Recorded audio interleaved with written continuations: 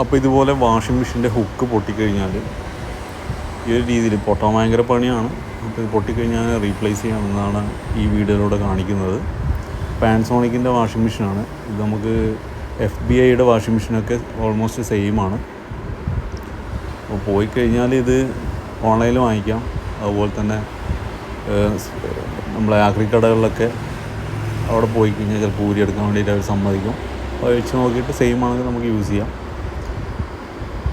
അപ്പോൾ ഇത് ആദ്യം നമ്മൾ പവർ ഓഫ് ചെയ്യുക, അതിനുശേഷം മാത്രം യൂസ് ചെയ്യുക.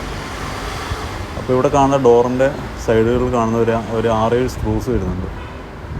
അപ്പോൾ നമ്മൾ ടെമ്പററി ആയിട്ട് ഈ 2 സ്ക്രൂസ് അവിടെ ലോക്ക് വരുന്നുണ്ട്.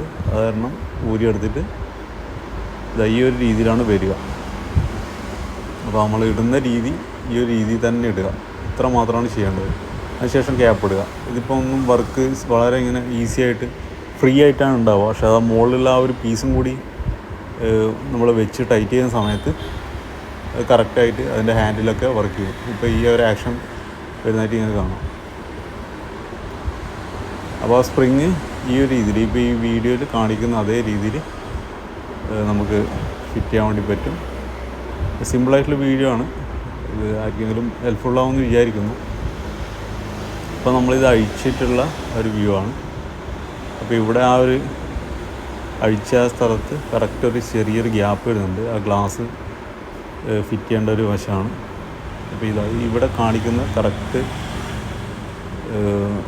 ഡയറക്ഷനിൽ വെക്കുക. ഇതുപോലെ സ്പ്രിങ് ഇതുപോലെ തന്നെ വെക്കുക. ഫ്രീ ആയിരിക്കും. ഹാൻഡിലും ബാക്കിയുള്ള കാര്യങ്ങളൊക്കെ ഫ്രീ. ഈ മുകളിലത്തെ ക്യാപ്പ് ഇടുന്നതോടുകൂടി കറക്റ്റ് വർക്കിംഗ് ആവുന്നതാണ്.